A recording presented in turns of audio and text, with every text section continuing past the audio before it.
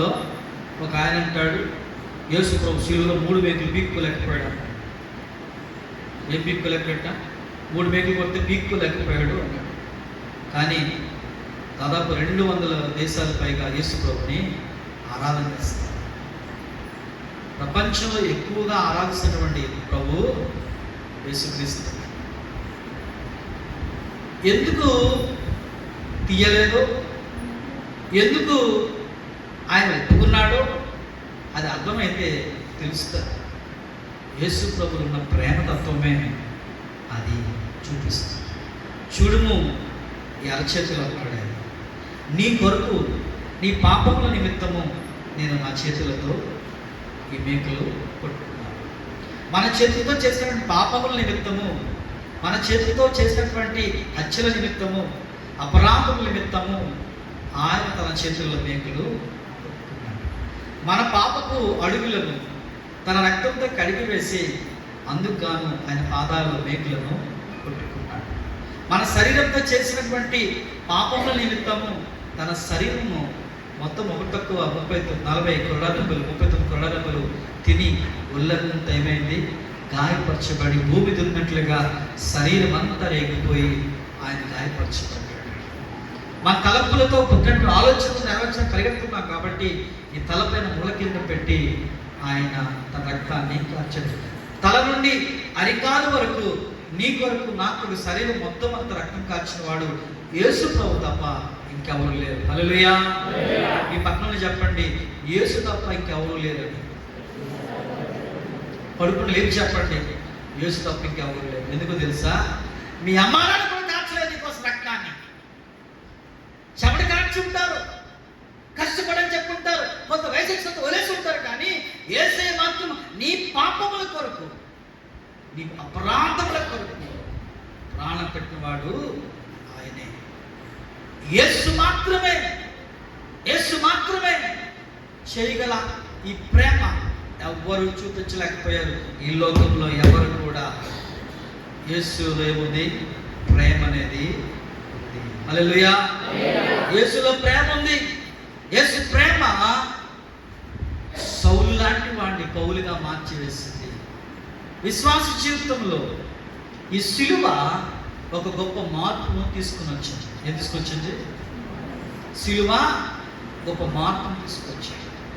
సిలువను ధరించి గొప్పగా మురిసిపోతున్నావు, బంగారం సిలువను ధరించి.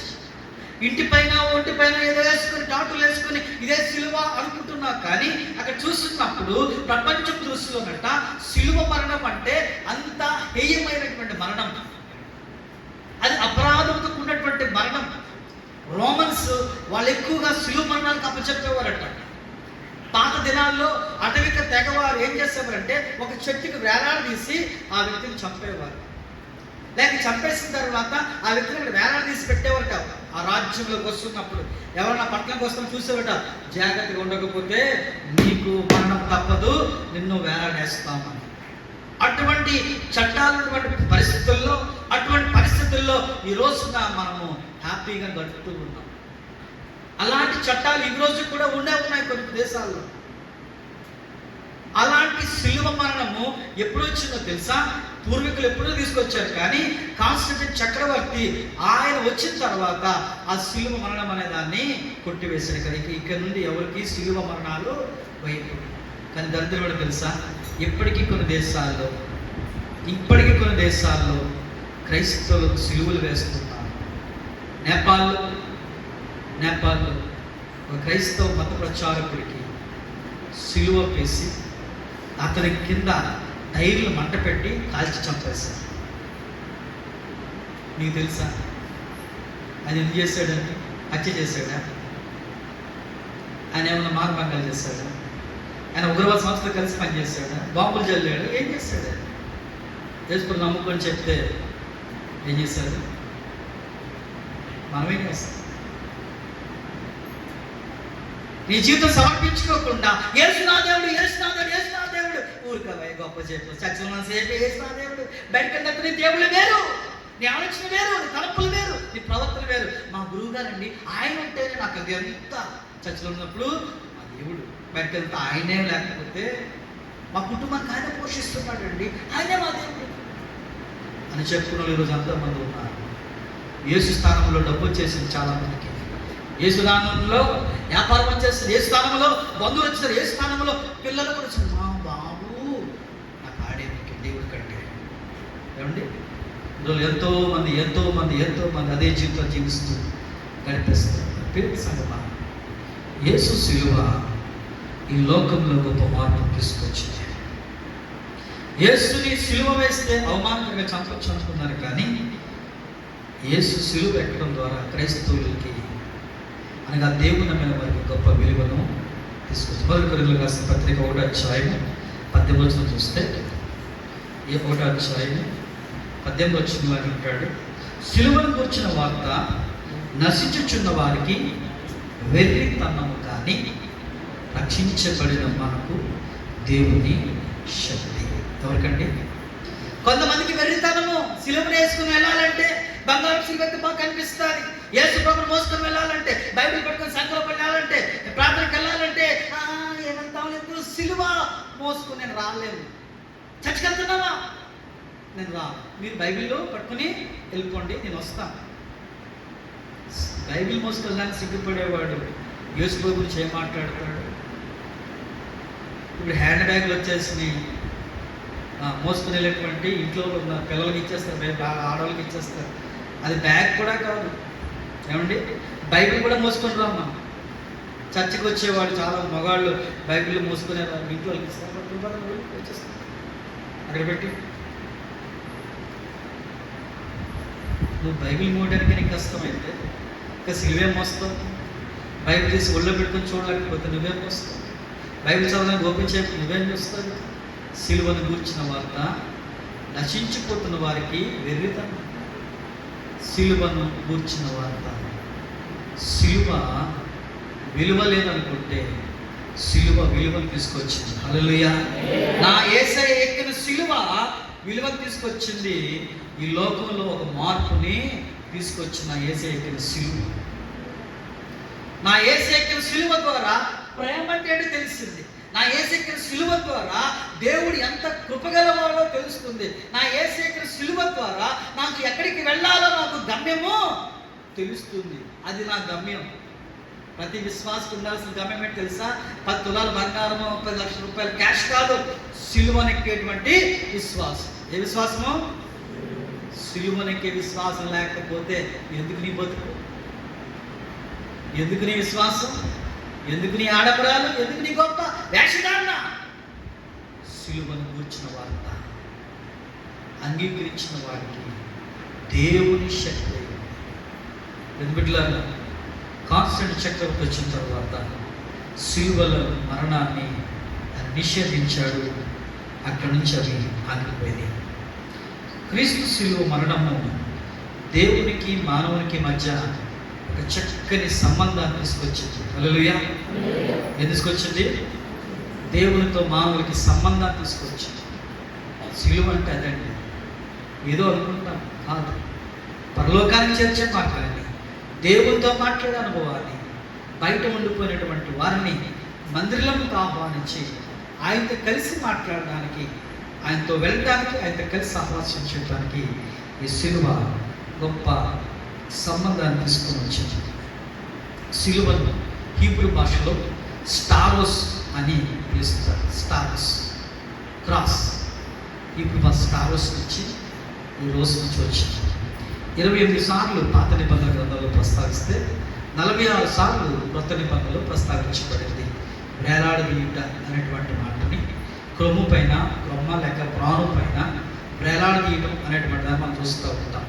మనం చూస్తే ఆది నిర్గమకాండం నుంచి మోషే ఇత్తడి సత్తా నిలబెట్టిన దగ్గర నుంచి యేసు ప్రభు మరణమైన తర్వాత కూడా మనము కొత్త నిబంధనలో 46 సార్లు, పాత నిబంధనలో 28 సార్లు ఈ యొక్క ప్రాణం గురించి, వేలాడేయడం గురించి రాసి ఉంది.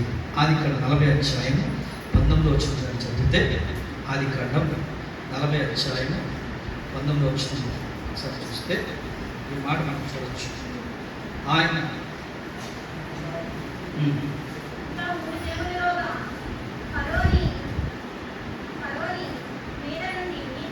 ఫరో నీ మీద నుండి నీ తలను పైకెత్తి మ్రాను మీద నిన్ను వేలాడదీయుచును.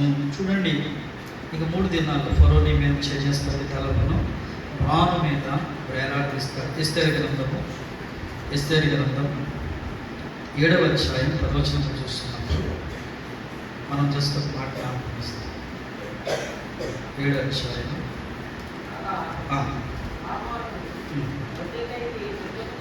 శుద్ధము చేసిన ఉరి కొయ్య మీద వారు అతన్నే ఉరి తీస్తుంది. చూడండి, వేలాడ తీస్తారట ఉరి కొయ్య మీద. ఏం చేశారు? మ్రాను మీద. ఈ మాటలు మనం చూస్తున్నప్పుడు 27 సార్లు పాత నిబంధనలు, 46 సార్లు క్రొత్త నిబంధనలో జరిగినట్లుగా మనం చూస్తాం. ఇంత ఘోరమైన సిలువను, మరణాన్ని యేసు ప్రభువు వారు భరించి తండ్రితో మనకి నిబంధనను సమకూర్చాడు, సిలువను తీసుకొచ్చాడు. అయితే ఈ సిలువను గురించి చాలామంది రకరకాలుగా మాట్లాడుతుంటారు, కానీ మనం ఒక మాట జ్ఞాపకం చేసుకోవాలి. ఈ సిలువ అడ్డుగొయ్య నిలువులను చూస్తున్నప్పుడు సిలువను గురించి కొన్ని లక్షణాలు ఉన్నాయి, దాన్ని మనం గ్రహించాల్సిన అవసరం ఉంది. చాలామంది సిలువను గురించినటువంటి లక్షణాల గురించి ఆలోచించేది. ఒక 4 విషయాలు మీకు చెప్పి ముందుకు వెళ్తాం. సిలువ ఏం తీసుకొచ్చిందంటే ఐక్యతకు గుర్తు. సిలువ ద్వారా దేశాలు కానీ ప్రజలు కానీ ఏమయ్యారు? యునైటెడ్గా అయ్యారు. ఏమయ్యారు?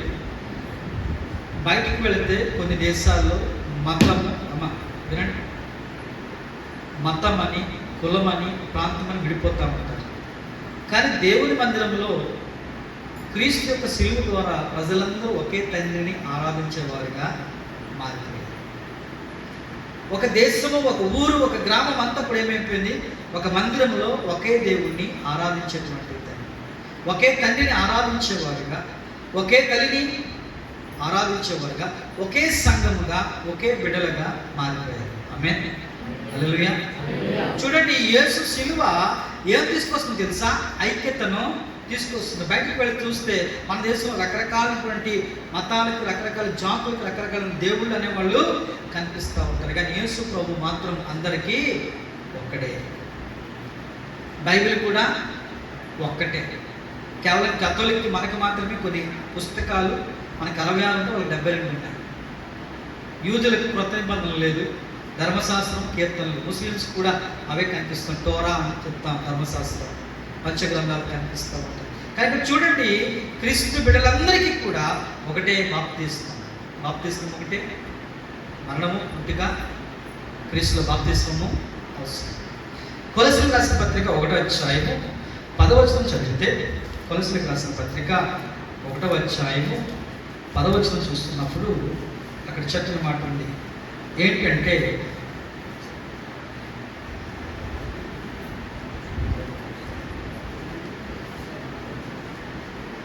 ఐక్యత గురించి మాట్లాడుతున్నాడు. 1వ అధ్యాయం 9 నుంచి ఉంటారు కానీ 10వ వచనం. మీ నిమిత్తం ప్రార్థన చేయటం మనక మీరు సంపూర్ణ జ్ఞానమును, ఆత్మసమను, వివేకము గలవారును, ఆ చిత్తమును పరిణంగా గ్రహించువారునై ప్రతి సత్కారంలో సఫలమగుచు దేవుని విషయ జ్ఞానం నందు అభివృద్ధి అన్ని విషయంలో ప్రభు సంతోషపెట్టినట్లు ఆయనకు తగినట్లుగా నడుచుకుని వాళ్ళని ఆనందకున్న పూర్ణమైన ఓర్పును దీర్ఘశాంతం కనపరిచినట్లు ఏమై ఉండాలంట? మనము అంటున్నాడు ఆయన. ఏమై ఉండాలి? మీరు సంపూర్ణ జ్ఞానమును, ఆత్మశక్తి గలవారుటకు మీరు ఏం కలిగి ఉండాలి? అందరూ కలిగి ఉండాలి. ఏ ఒక్కరు కలిగి ఉండడం కాదు. మీలో ఏముండాలి? ఐక్యత ఉండాలి. 2వ అధ్యాయము 14వ వచనం కూడా ఇదే మాట చూడగలుగుతూ ఉంటాం. మనం చూసినప్పుడు అంటాడు, ఆయన మనకు విరోధముగా ఉన్న నుండిన పత్రము మేకులతో సిలువ కొట్టి దాన్ని చివర తులిసివేసి మనకు అడ్డము లేకుండా దానిని ఎత్తివేసి మన అపరాధమును క్షమించి ఆయనతో కూడా మిమ్మను జీవింపజేశాను. ఆమేన్, హల్లెలూయా. చూడండి, కాబట్టి సిలువ ఏం తీసుకొచ్చిందంటే ఐక్యత తీసుకొచ్చి. సిలువకు లక్ష్యం ఏంటి? ఐక్యత. ఈ లోకము ఐక్యతగా ఉండడానికి ఇష్టపడదు. విభజించి పాలించు, నువ్వు సెపరేట్ రా, నువ్వు వేరే, నువ్వు ఇలా కలిసి ఉండకూడదు, నువ్వు మాలో వాడివి కాదు, నువ్వు మా మనిషివి కాదు, నువ్వు తక్కువ మేము ఎక్కువ అనేటువంటి భేదాలు కనిపిస్తుంది. కానీ ప్రభు వాక్యం ఏం చెప్తుందంటే సిలువ ఏం తీసుకొచ్చింది? ఐక్యతను తీసుకొచ్చింది. యేసుప్రభువు చెప్పారు, 120 మంది శిష్యులు ఆ మేడగది మీదకి వెళ్ళి అందరూ ఏం చేస్తారు? ప్రార్థన చేస్తున్నారు. చూడండి, ఒక రకమైన మనిషి కాదు అక్కడ, ఒక రకమైన జాతి కాదు, అనేక దేశాల నుంచి వచ్చినటువంటి వారు కూడా అక్కడ ఉన్నారు. ఆ రోజు దాదాపు 3000 మంది బాప్తిస్మము పొందారు. హల్లెలూయా. ఎంతమంది అండి? ఎక్కడి నుంచి వచ్చారు అందరూ? ఆయా ప్రదేశాల నుండి వచ్చి యెరూషలేమును ఆరాధన చేస్తున్నటువంటి వాళ్ళకి యేసుప్రభువును అంగీకరించి 3000 మంది. రోమీయులు ఉన్నారు, పాలస్తీనులు ఉన్నారు, రకరకాల దేశంలో సమరయులు ఉన్నారు. అసలు యూదులకి సమరయులకి సంబంధమే మీరు తక్కువ. కానీ ఇప్పుడు సిలువ తీసుకొచ్చింది ఐక్యతను. దేశంలో కానీ ప్రపంచంలో కానీ సిలువ ఉంటే, సిలువ ఉన్న చోట ఏముంది? ఐక్యత. సిలువ గురించి మనం ఎంతైనా ప్రార్థించాల్సిన అవసరం. నేనైతే ఒక మాట అంటాను, ప్రతి ఊరిలో సిలువ అనగా దేవుని మందిరము. అప్పుడే కొంతమంది అనే ఐక్యంగా, లేకపోతే మనుషుల మధ్య విభేదాలు, చులకన స్వభావాలు, చులకనమైనటువంటి విధానాలు వస్తూనే ఉంటాయి. తక్కువ నేను ఎక్కువ, దేవుడు మనందరూ సమానంగా చేస్తుంది తప్ప హెచ్చు తగ్గుద్ది ఏమీ చేయలేదు. కానీ భేదాలతో కల్పించుకోవడం ఏమాత్రం కూడా కాదు. అందుకే ప్రభు అన్నాడు, నిన్ను వల్ల నీ పొరుగు వారిని ప్రేమించు. నిన్ను వల్ల నీ పొరుగు వారిని ప్రేమించేటువంటి సిలువ తత్వం మనకు కనిపిస్తుంది. రెండవదిగా విజయానికి చిహ్నం. ఏంటంటే విజయానికి చిహ్నం. కొరింథీయులకు రాసిన 2వ అధ్యాయమే 15వ వచనం చదివితే కనిపిస్తుంటుంది. 2వ అధ్యాయం 15వ వచనం అంటాడు, మనం ఏమున్నట్టండి? విజయోత్సాహం సిలువ చేత విజయోత్సాహంతో వారిని పట్టి తెచ్చి బహాటముగా వేడుకకు కనపరిచింది. ఏమొచ్చినట్టండి? సిలువ ద్వారా ఏమొచ్చింది? విజయోత్సవం వచ్చింది. ఏమొచ్చిందంటే యేసే తిరిగి లేచాడు. హల్లెలూయా, హల్లెలూయా. ఏమొచ్చిందమ్మా? విజయం వచ్చింది. యేసు ప్రభు సిలువలో మరణించి తిరిగి లేకుండా ఏమొచ్చింది? ఓడిపోయిన వాళ్ళకి ఇప్పుడు జయ జీవితము వచ్చింది. మూడవదిగా సిలువ దేనికి చిహ్నము అంటే జ్ఞానానికి చిహ్నం. ఏంటండి? మీరు మెడలు వేసుకున్న సిలువ మిమ్మల్ని చూసి అడగట్లేదేమో ఎవరైనా, కానీ మీరు అడిగినప్పుడు ఏం చెప్పాలి? స్టోరీగా చెప్పాల్సింది దేవుని జ్ఞానం గురించి చెప్పాలి. ఏం చెప్పాలి?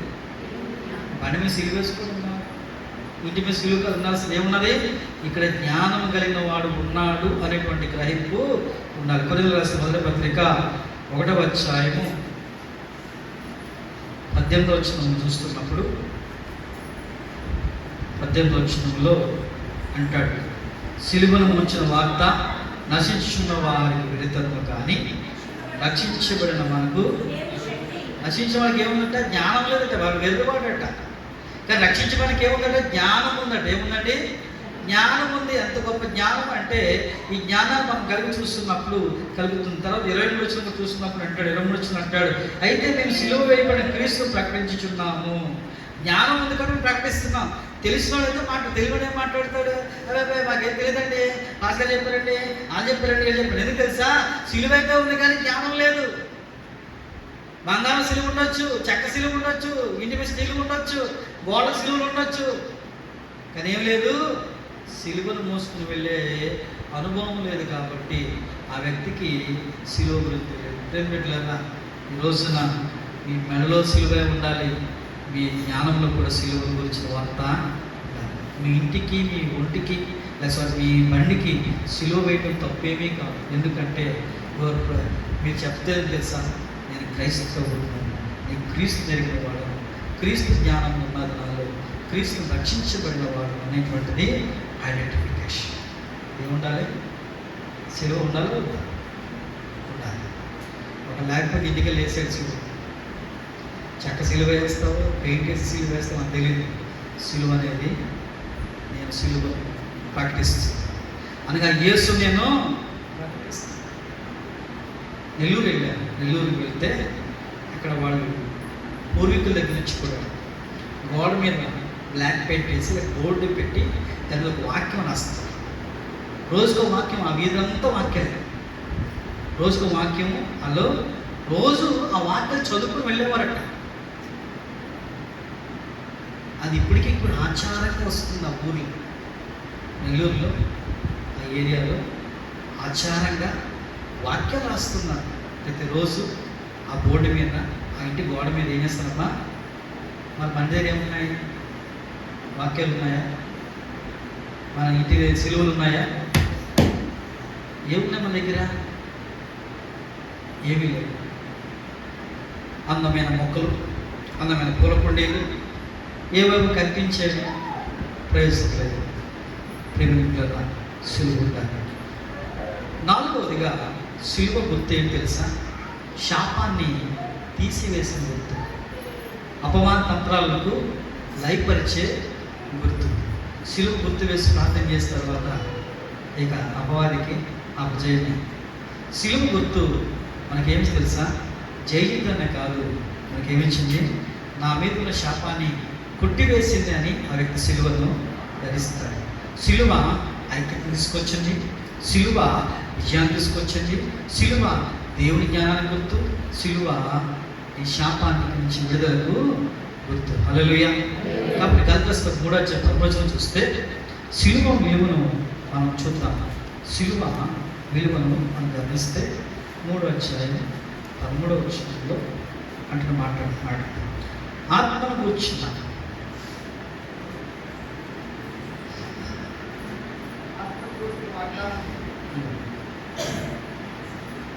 14 లాస్ట్లో చూసినప్పుడు అంటాడు, 14 అంటాడు,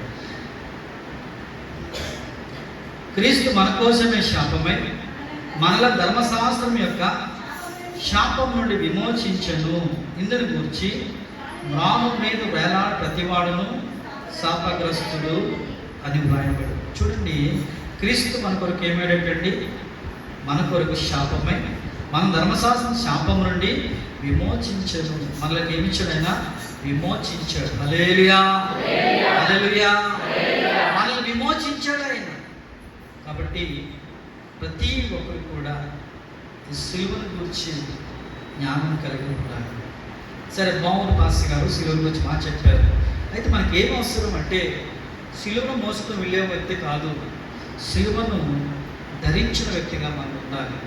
అనగా యేసు ప్రభువు చెప్పాడు, ప్రభువా ప్రభువుని పిలిచేవాడు నాకు యోగ్యుడు కాదు, కానీ తన సిలువను ఎత్తుకు నన్ను వెంబడించేవాడే నాకు పాత్రుడు అన్నాడు. నీ సిలువను వెతుకుని వెళ్ళాలి. అందుకు ఒకసారి లేచి నిలబడదామా? చాలా నిద్ర వస్తూ ఉంది, ఎందుకో తెలియట్లేదు. ఒకసారి లేచి నిలబడి చిన్నగా ప్రార్థన చేద్దాం. ఈ మాటలు మనకు చాలా అవసరం. అపవాద శోధన చాలా ఉంది. ప్రార్థన పూర్వకంగా ఒకసారి ఏకీభవిద్దాం.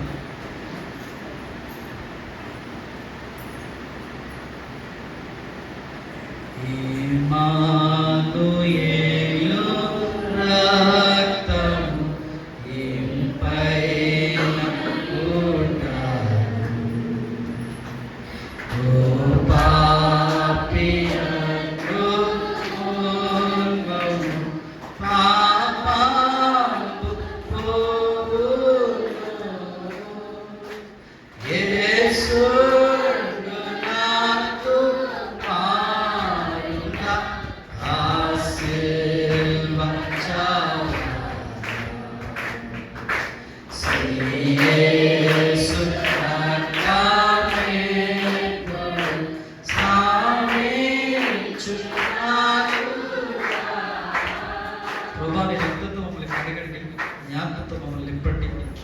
సిలువను విలువను తెలియక పాడు చేసుకున్న జీవితానికి చాలేక సిలువను విలువను తెలుసుకుని మోసుకుని వెళ్ళే వ్యక్తులుగా ప్రతి బిడ్డను దర్శించమని యేసును నడుచున్నాం తండ్రి. ఆమేన్. సర్వ దేవవాక్యం చదువుకుందాం. కూర్చుంది. నిజమైన విశ్వాసి ప్రభువుకి కావాలి. నిజమైన విశ్వాసులు దేవుని సిలువను మోసుకుని వెళ్ళేటువంటి అనుభవాల్లో ఉంటారు.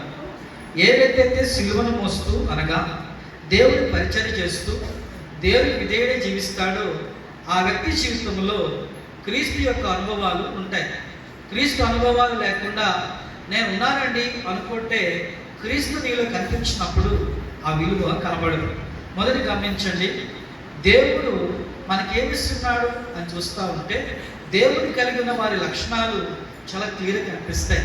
అప్పుడు ఆది కాండం 26వ అధ్యాయము 12 నుండి 11 లేక 12 నుండి 33 చూస్తున్నప్పుడు ఆది కాండం 26వ అధ్యాయంలో ఇక్కడ ఇస్సాకుని చూస్తాం. అబ్రహాము చనిపోయిన తర్వాత ఇస్సాకుని చూస్తున్నప్పుడు ఇస్సాకుకి ఎన్నో ఆటంకాలు, ఎన్నో ఇబ్బందులు కలిగినాయి. అక్కడ ఫిలిష్తీయుల దగ్గర నుండి వ్యతిరేకత మొదలైంది. అతని జీవితము పరిస్థితి మారిపోయింది. అతనికి తండ్రికి స్నేహితులైన వారు ఇతని శత్రువులయ్యారు. ఇతను దినదినము వర్ధన చేత ఇతనికి మిత్రులు కూడా ఇతని మీద అసూయ, ఈర్ష్య, ద్వేషాలతో ఉన్నారు. గమనిస్తున్నప్పుడు ఇక్కడ మొదలు గమనించాలి, నిజమైన విశ్వాసి ప్రభువును ఈ సిలువను ఎత్తుకొని వెంబడించే వ్యక్తి అయితే ఆ వ్యక్తి జీవితంలో ఏముంటుంది అంటే దేవుని యొక్క శిష్యత్వం అనేది ఉంటుంది. శిష్యుడిగా ఉన్నామంటే లేక విశ్వాసంగా ఉన్నామంటే అర్థం ఏంటి తెలుసా? క్షమాపణ జీవితం కలిగి ఉంటాం. ఏం జీవితం? క్షమించే మనసు నీలో ఉంటుంది. క్షమాపణ పొందే అర్హుడిగా నువ్వు ఉంటావు. క్షమించు నాయన ప్రార్థన చేస్తావు. నీ పట్ల అపరాధం చేసిన వారు కూడా ఏం చేస్తావు? క్షమిస్తూ ఉంటావు. హల్లెలూయా. చూడండి, ఇక్కడ ఈ యొక్క ఇస్సాకు ఏం చేస్తున్నాడు అంటే ఇతను నీళ్ళ బావులు తవ్వాడు.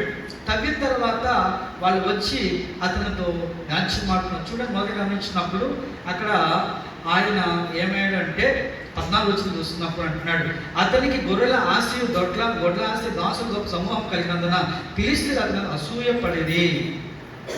అతని తండ్రి అబ్రహాము దినములలో అతని తండ్రి దాసులు తవ్విన బావులన్నీ ఫిలిష్తీయులు మన్ను పూసి కూర్చేసారు. ఇక్కడ అభిమేలకి వచ్చి అంటున్నాడు, నువ్వు మా ఊర్లో ఉండొద్దు, మా ఏరియాలో ఉండదు, నువ్వు వెళ్ళిపో అంటున్నాడు. నువ్వు అక్కడ కూడా ఉండదు. అసూయ వచ్చేసింది. అతను దీవించబడినందుకు అసూయ, అతని తండ్రి అతనికి నీటి బావులు ఇచ్చినందుకు అసూయ, అతని మందలు, అతని దాసులు పెరుగుతున్నందుకు అసూయ వచ్చింది. ఇక ఏమంటున్నాడంటే నువ్వు ఇక్కడ ఉండకు, వెళ్ళిపోతున్నాడు ఇస్సాకు. ఇక్కడ ఉండడానికి కాదు నాకు ముఖ్యము, సమాధానం కోరుకుంటున్నాడు. కాబట్టి క్షమాపణ. మొదటి లక్ష్యం ఏంటి తెలుసా? సమాధాన పడటం. ఏంటండి? గొడవ పెట్టుకోవడం కాదు, విరోధం పెంచుకోవడం కాదు. ఏం పడుతున్నాడండి? సమాధానం. మత్తయి 5 అన్నది సమాధాన పరచు వారు ధన్యులు, వారు ఏం పొందుకుంటారు? సమాధానం పొందుకుంటారు. ఏం పొందుకుంటారు? చూడండి ఎంత క్లియర్గా చెప్తుందో. నీకు సమాధానం కావాలంటే ఏం కావాలి? ముందు సమాధానము కోరుకోవాలి. సమాధానం పరచువారి జీవితం నీకులో ఉండాలి.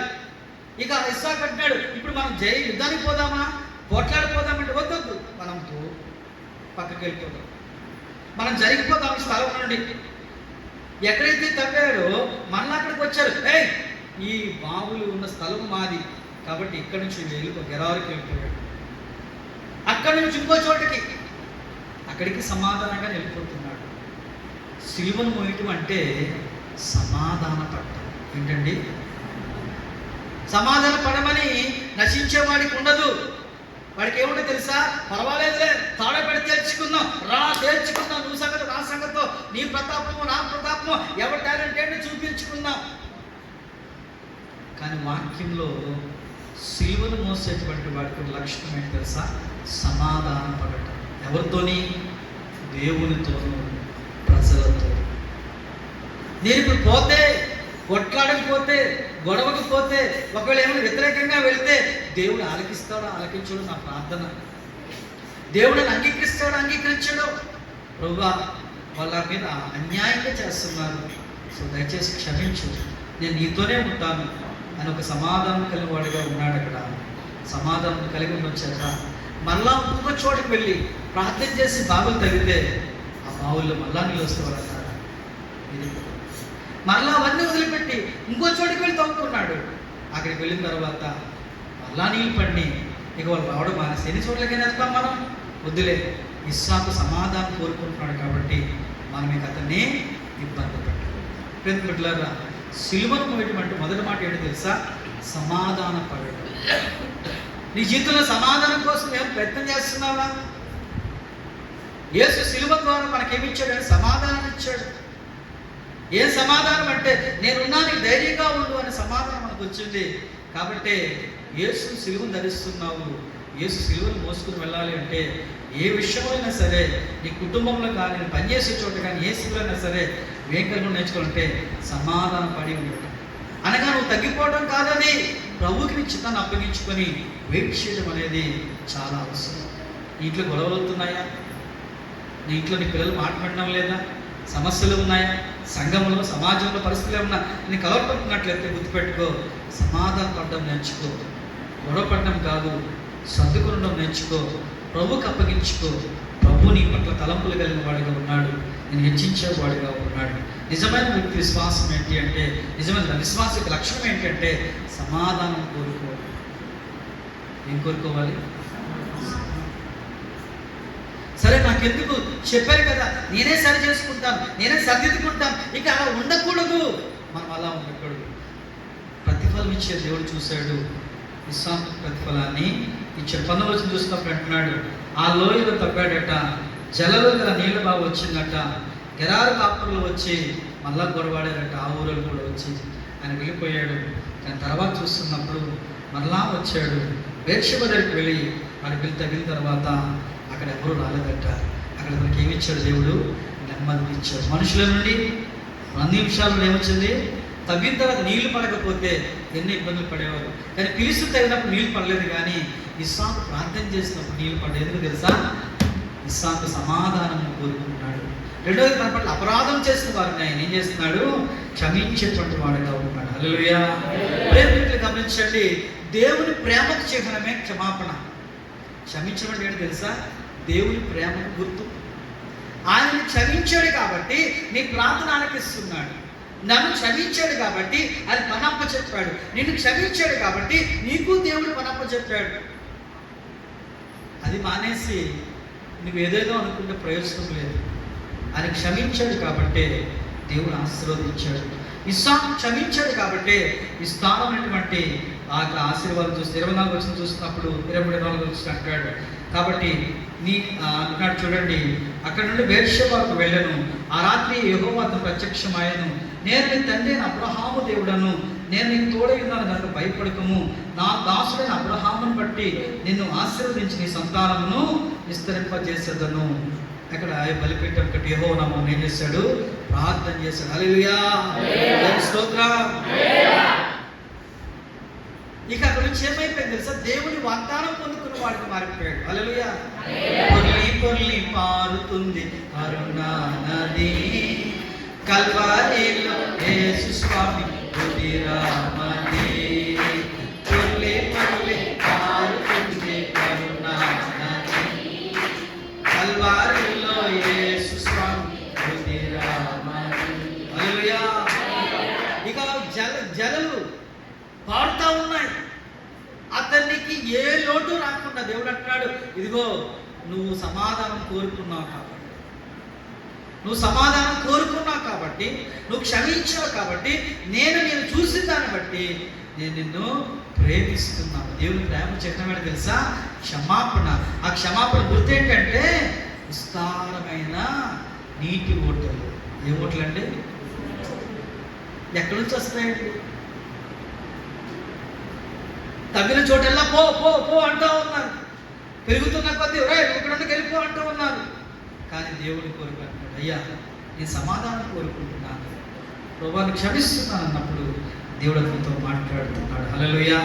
లూకాసు వార్త 21వ అధ్యాయం 19 చూస్తే, లూకాసు వార్త 21వ అధ్యాయం 19 చూసినప్పుడు చక్కని వాక్యాన్ని ప్రభు మనతో మాట్లాడు. 21వ అధ్యాయం 19 అంటాడు చూడండి, మీరు మీ ఓర్పు చేత మీ ప్రాణములను దక్కించుకొని. చూడండి, మీ ఊరు మీ ఓర్పు చేత మీ ప్రాణములను ఓర్చుకోవాలి.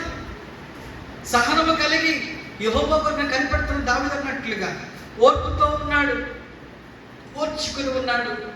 కాబట్టి ప్రతిఫలం చూస్తూ ఉన్నాడు. సిలువ ఓర్పును తీసుకొస్తుంది. ఏం తీసుకొస్తుంది? ఓపిక ఉందా? తొందరపడిపోతాం, మాటలు నేస్తాం, తొందరపడిపోయి నోరు జారేసుకుంటాం, తొందరపడిపోయి కొట్లాట దిగిపోతాం, తొందరపడి దోషం దిగిపోతాం, తొందరపడిపోయి. దావీదు ఓపికకు సహనంతో కనిపెట్టుకుంటున్నాడట. మీరు ఓర్పు సహించిన చక్కని ప్రాణములను దక్కించుకుంటారు. ఒకవేళ ఆ తొందరపాటు నిర్ణయాలు ఇస్సాకు తీసుకొని ఉంటే ఏమై ఉండేవాడు. కానీ సిలువ మనకి ఏం తీసుకొచ్చింది తెలుసా? లోకానికి ఏం తీసుకొచ్చిందో తెలియదు, కానీ నమ్మిన వాళ్ళకి ఏం తీసుకొచ్చింది? దేవుని ప్రేమ అనేటువంటి క్షమాపణ తీసుకొచ్చింది. ఆ క్షమించే మనసు కలిగిన వాళ్ళకి ఓపిక ఇచ్చాడు దేవుడు. హల్లెలూయా. ఓపికతో ఉన్నాము. నిజమైన విశ్వాసి సిలువను మోసే వ్యక్తి జీవితంలో ఓపిక ఉంటారు. ఏముంటుంది? ఉన్నారా? ప్రార్థనలో ఓపిక ఉంటుంది. ఇంకొక అరగంట ఎక్కువైతే అమ్మమ్మ, ఓ పూట ప్రార్థన కాస్త ఎక్కువైతే అమ్మమ్మ, రావాలంటే అమ్మమ్మ, ఎన్నో 3 గంటల సేపు సినిమా హాల్లో ఓపికతో. ఏమండి, ఏదైనా కార్యక్రమం అయితే ముందే వెళ్ళిపోయి ఓపికతో కష్టపడి పనిచేస్తాం దేవుని దగ్గర. నీ గురించి నీకు ఓపిక లేకపోతే ఎందుకు ప్రయోజనం? నీ గురించి నువ్వు ప్రయాసపడకపోతే ఏం ప్రయోజనం అయ్యా? దేవుని ముందు ఏం కలిగి ఉండాలి? సిలువను మోసే వ్యక్తి లక్షణాల గురించి మనం మాట్లాడుతున్నాం. సిలువను మోసే వ్యక్తిలో ఉండేటువంటి మొదటి లక్షణము ఏంటి? క్షమాపణ. సిలువను మోసేటువంటి వ్యక్తికి ఉండే లక్షణం ఏంటి? ఆ వ్యక్తి ఓపికతో సహనముతో ఉండటం. హల్లెలూయా. మూడవదిగా సిలువను మోసే వ్యక్తికి దేవుని సేవ అప్పగించబడుతుంది. ఏమవుతుంది? ప్రతి ఒక్కరికి ఇచ్చాడు దేవుని సేవ. పాస్టర్ గారికి, పాస్టర్కి, కాలపిల్లలకి కాదు, ప్రతి ఒక్క. కానీ మేము సిలువ అయ్యామండి, మా సిలువ ఇదే. ఆ సిలువ పరిచర్యలో దొంగగా ఉండే నీకు త్వరగా నిలబెట్టేవాడిగా దేవుడు మారుస్తాడు. ఏదో ఆదివారం నిలబడి కీర్తన చదివేసి ఏదో నిలబడి వాక్యం చెప్పేసి అనుకుంటున్నామేమో కాదు. దేవుని సేవ అంటే ఎప్పుడూ సేవ చేయాలి. ఎక్కడున్నా దేవుని కొరకు పని చేయాలి. ఎక్కడ ఉన్నా తను చేసే ఉద్యోగంలో కానీ, తను చేసే ప్రయాణంలో కానీ, తను ఎక్కడ ఉన్నా దేవుని కొరకు నిలబడటమే అతనికి ఉన్నటువంటి విలువ. హల్లెలూయా.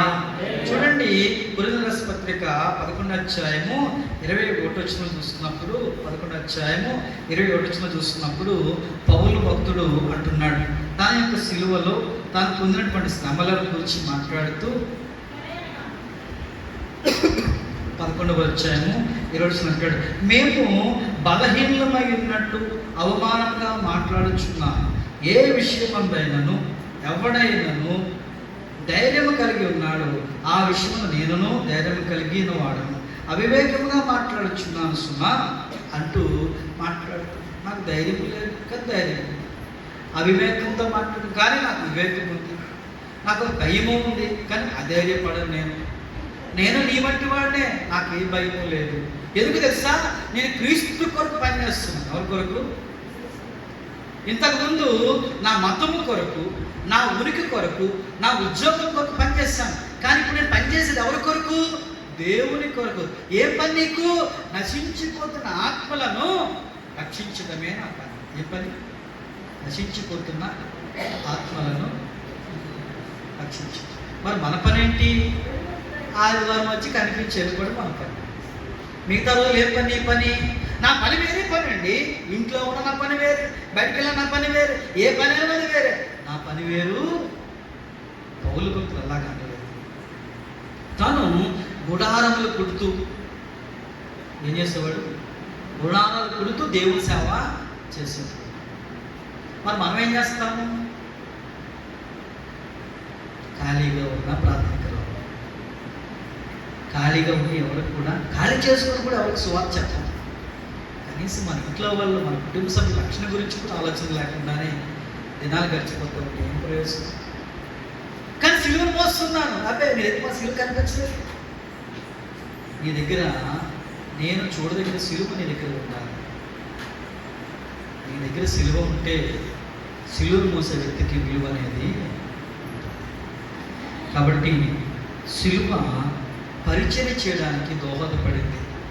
తన జీవితంలో ఏ సిలువను చూశాడో ఆ సిలువ విలువ లేదుగా అనుకున్నాడు. కానీ తన జీవితంలో సిలువను మోయడానికి సిద్ధపడిన తర్వాత తన పరిచయం ఎంతగా పెరిగిపోయింది అంటే, పౌలు యొక్క నీడపడి కూడా రోగులు స్వస్థపరచబడ్డారు. ప్రపంచంలో యేసు ప్రభు తర్వాత అతిపెద్ద పరిచయం చేసిన వాడు అపోస్తలుడైన పౌలే. తన చుట్టుపక్కల ప్రదేశ ప్రాంతాలు అనేక ప్రదేశాలకు వెళ్ళి ఆయన సువార్త యాత్రలైనా చేశాడు. అనేక సంఘాలు కట్టాడు. అనేక మంది విశ్వాసులను ఆయన సేవకులుగా తీర్చి దిద్దాడు. హల్లెలూయా. నేను బిడ్డలారా, మనం గమనించినప్పుడు ఈ సిలువ మోసే వ్యక్తికి ఒక తీర్మానాన్ని కూడా తీసుకొస్తుంది. మార్కు సువార్త 10వ అధ్యాయం 46 నుండి 52 వచనం చూస్తే ఇక్కడ బర్తమై అనేటువంటి వాడు కనిపిస్తాడు. 10వ అధ్యాయం 46 నుండి 52 వచనం చూస్తున్నప్పుడు, రోడ్డు పక్కన ఎరుక పట్టణంకి వచ్చినప్పుడు యేసు ప్రభువు శిష్యులతో వెళ్తున్నప్పుడు తీమయి కుమారుడకు గుడ్డి భిక్షకు త్రోవ పక్కన కూర్చున్నాడు. ఈయన నజరేడేస్తున్న వాడు విని, దావీదు కుమారుడా, యేసు నన్ను కరుణింపమని కేకలు అనేక మంది ఊరుకోవయ్యా, ఊరుకో అంటే ఆయన అక్కడ మరి పీకల కేకలు వేస్తున్నప్పుడు యేసు అక్కడ నిలిచి వాడు పిలుస్తున్నప్పుడు వాళ్ళంట ధైర్యం తెచ్చుకోను, ఆయన నిన్ను పిలిచిచున్నాడు లెమ్మని వాడిని పిలిచాడు. హల్లెలూయా. పిల్లలు గమనించండి, ఇప్పుడు యేసు ప్రభు ఒక సిలువను మోసుకుంటూ వెళ్తున్నాడు. ఏంటో సిలువ అంటే ఏంటది?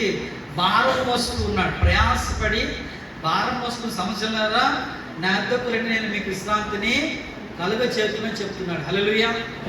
ఏ వ్యక్తి అయితే అక్కడ రోజు కనిపిస్తున్నాడు, కానీ రోజు త్రోవలు కనిపిస్తున్నాడు, కానీ ఆ వ్యక్తి యొక్క బాధను ఎవరు తీసివేయలేదు. అతనికి కంటి చూపు వచ్చే అవకాశం ఉందా అంటే లేదు, కానీ అతనికి కంటి చూపు కావాలనికి ఆశ ఉంది. ఎవరు తీస్తారు అంటే ఏ వ్యక్తి అయితే సిలువ మోసుకుని వెళ్తాడో ఆ వ్యక్తి మాత్రమే ఇతరుల యొక్క అవసరాలు తీర్చగలడు. మళ్ళా మీకు చెప్తున్నాను, ఏ వ్యక్తి అయితే సిలువను మోసుకుని వెళ్తాడు, యేసు సిలువను మోసుకుని ఉంటాడో ఆ వ్యక్తి మాత్రమే ఇతరుల అవసరాలు తీర్చగలరు. కానీ నీ డబ్బు కానీ, నీ ధనము కానీ, నీ పేరు ప్రఖ్యాతులు కానీ, నీ స్థితిగతులు కానీ ఏ వ్యక్తికి కూడా నువ్వు తీర్చలేవు. ఈవెన్ నీ వాళ్ళకి, సొంత వాళ్ళకి కూడా నువ్వు తీర్చలేవు. ఏ వ్యక్తి సిలువను మోస్తూ ఉంటాడు ఆ వ్యక్తి మాత్రమే ఇతర అవసరాలు తీర్చగలరు. కాబట్టి ఆ త్రోవకు వెళ్ళినటువంటి ఎవరిని కూడా ఈ భర్తమై ఎవరిని అడగలేదు. కానీ ఆ త్రోవకు వెళ్తున్న యేసును చూసినప్పుడు మాత్రం అంటున్నాడు, దావీదు కుమారుడా, నన్ను కరుణించు, నీకేం కావాలి అంటే అని అంటున్నాడు, నాకు చూపు కావాలి. ఏం కావాలండి? నీకేం చేయబోతున్నాను అడిగితే అంటున్నాడు, నా గుడ్డివాడు బోధకుడా, నాకు దృష్టి కావాలి. నువ్వు తీర్చగలవా? నువ్వు చేయగలవా? ఆ ఊర్లో ఎంతోమంది కనిపించి ఉండొచ్చు, ఆ ఊర్లో ఎంతోమంది బట్టలు పెట్టి ఉండొచ్చు, అతనికి నా కొడుకు పెళ్ళయ్యా, నా కూతురు పెళ్ళయ్యా, బర్త్డే అని చెప్తుండొచ్చు, కానీ ఆయన చక్కగా తిన్నాడు, భోజనాలు చేశాడు, కానీ ఏమీ అడగలేదు. కానీ యేసుతో వచ్చినప్పుడు నాకు బట్టలు కావాలి, నాకు అది కావాలి, ఇది కావాలి, నాకేం కావాలి? చూపు కావాలి. నాకు చూపు, నేను తీర్చగలనా అంటే నేను నమ్ముతున్నానయ్యా. నీకేమన్నా తెలుసా? ఒక భారము మోస్తూ ఉన్నా. సిలువను మోయటం అంటే భారము కలిగి ఉండడం. సిలువను కలిగి ఉండడం అంటే దేవుని సేవ జరగాలి, ఇక్కడ రక్షించబడాలి, విడుదల కావాలంటే భారము కలిగి ఉండాలి. భారం లేని వ్యక్తులకి ప్రయోజనం లేదు.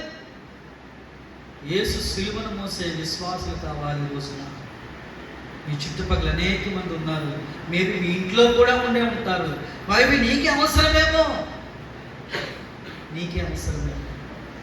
భారభర్తమైన సిలువ నాకెందుకు అనుకుంటే ప్రయోజనం లేదు. సిలువను మోసే వ్యక్తిగా నువ్వు మార్చబడ్డాడు. నువ్వు ఏదైనా సప్లై చేయలేదు. ఇప్పుడు యేసు ప్రభువారు అంటున్నాడు, అందుకే యేసు నువ్వు వెళ్ళిపో, నీ విశ్వాసం నిన్ను స్వస్థపరచనని చెప్పాడు.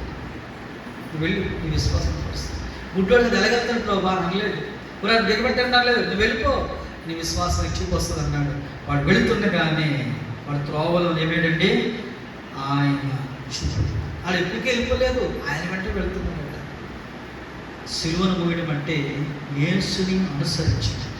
సిలువను మోయడం అంటే యేసుని అనుసరించే విశ్వాసమేనా? నీ మనసుకు నచ్చినట్లు నడిచే విశ్వాసమా? ఇతరులు చెప్పినట్లు నడిచే విశ్వాసమా?